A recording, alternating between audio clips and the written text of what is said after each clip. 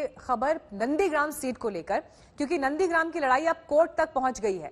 बंगाल की मुख्यमंत्री ममता बनर्जी ने नंदीग्राम सीट से हार को कलकत्ता हाईकोर्ट में चुनौती दी, जिस पर ठीक 1 घंटे बाद सुनवाई है। ममता बनर्जी ने नंदीग्राम में चुनाव प्रक्रिया पर सवाल उठाए हैं।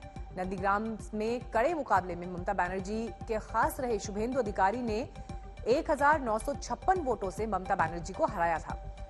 लेकिन 46 दिन के बाद ममता बनर्जी इस नतीजे को कोर्ट में चुनौती देने के लिए पहुंची हैं। ममता बनर्जी ने चुनाव आयोग पर धांधली के गंभीर आरोप उस दौरान भी लगाए थे और फिर से काउंटिंग की मांग की थी, लेकिन चुनाव आयोग ने उनकी मांग को ठुकरा दिया था। और अब कलकत्ता हाईकोर्ट में चुनौती इस नतीजे को दे रही हैं ममता बनर्जी। तो ये जीत का अंतर था 1956 सीट, माफ कीजिए 1956 वोट जो ज्यादा हासिल किए थे शुभेंदु अधिकारी ने। I struggled for Nandigram because I fought a movement, so I have forgotten now. It's okay. Let the Nandigram people, whatever they have given the verdict, I accept that. I don't mind for that because it's a match. It is nothing. So we won more than 2-1 seat. That is a landslide victory, and BJP has lost the election commission. I must say how they fought with us, just like a BJP spokesperson. Even really, I am sorry when I raised the issue for Nandigram, you people didn't believe that how they looted. You see, the other state, full of state given one mandate, and one constituency, can they give the other mandate?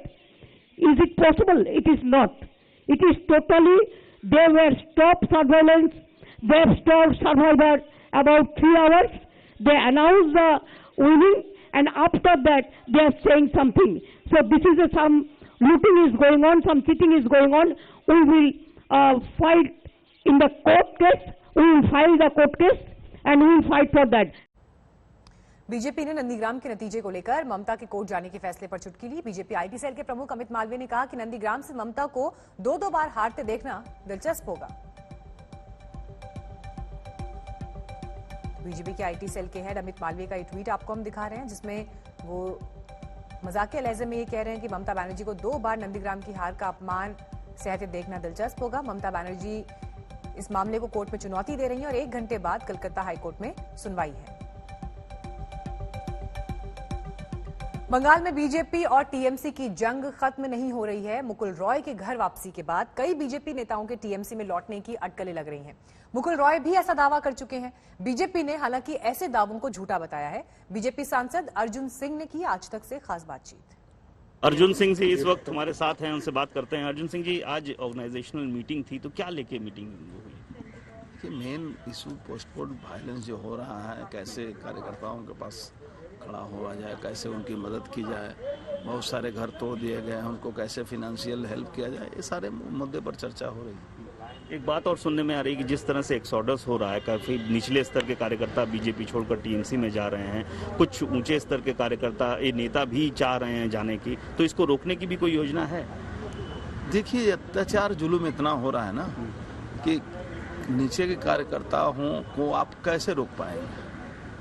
वो time being अपना sir बचाने के लिए चले जा रहे हैं, और लेकिन वो भारतीय जनता पार्टी के कार्यकर्ता हैं। हो सकता है अपने जान बचाने के लिए आज कहीं न कहीं कुछ इधर से उधर हो रहे हैं। इससे कोई बहुत बड़ा मैटर नहीं है। भारतीय जनता पार्टी के इतना जुल्म और अत्याचार के बाद आज भी खड़ी है, आज भी लड़ाई में है, तो ये बहुत बड़ी बात है। मुकुल रॉय दावा कर रहे हैं, कई सांसद, कई विधायक उनके साथ हैं। मुकुल राय खुद कितना दिन तक टानेंगे वो देखिए। मुकुल राय जहाँ भी जो पार्टी छोड़ के जाते हैं, उस पार्टी में कहते हैं कि बहुत सारे लोगों को मैं लेके आ जाऊँ, लेकिन वो कितने लोग को लेके आए, यहाँ तक कि अपना बेटा तक को लेके नहीं आए थे। जब 2019 में चुनाव जीत गए, 18 सीट मिला, उसके बाद उनका बेटा बीजेपी में आया था, तो वो झूठा आदमी है, उसका बात छोड़।